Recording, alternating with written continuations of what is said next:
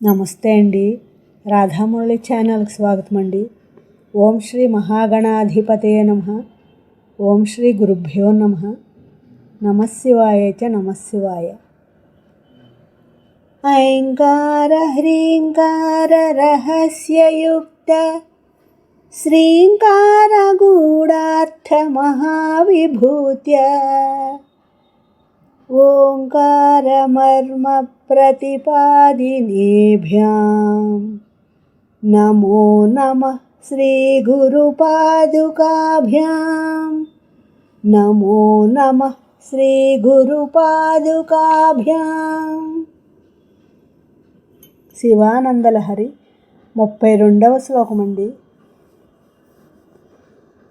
జ్వాలోగ్రస్సకలామరాతిభయదః క్షేళః కథం వా త్వయా దృష్టః కించకరే ధృతః కరతలే కిం పక్వజంబూఫలం జిహ్వాయాం నిహితశ్చ సిద్ధఘుటికా వా కంఠదేశే భృతః కిం తే నీలమణిర్విభూషణం అయం శంభో మహాత్మన్వద. జ్వాలోగ్రస్సకలామరాతిభయదః క్షేళః కథం వా త్వయా దృష్టః కించకరే ధృతః కరతలే కిం పక్వజంబూఫలం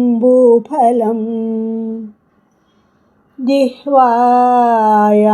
నిహితశ్చ సిద్ధఘుటికా వా కంఠదేశే భృతః కిం తే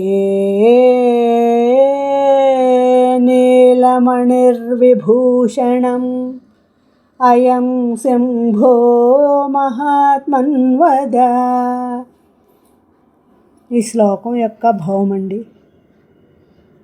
మహామహిమాన్విత సదాశివదేవ, దేవతలందరికీ మహాభయాన్ని కలిగించే ఉగ్రజ్వాలలు కల గరళాన్ని ఎలా చూడగలిగావు దేవా? పోనీ చూడగలిగితే చూడగలిగావు, చేతితో ఎలా పట్టుకున్నావు? జంబూఫలం అనుకుని కాలకూటాన్ని చేత ధరించినావా? ఔషధమని జఫపై ఉంచుకున్నావా? లేక ఇంద్రనీలమని తలచి కంఠాభరణంగా దాల్చితివా స్వామి? చెప్పు. నా ఈ శ్లోకం మీ అందరికీ నచ్చినట్లయితే లైక్ చేయండి, షేర్ చేయండి, సబ్స్క్రైబ్ చేయండి. మీ రాధ.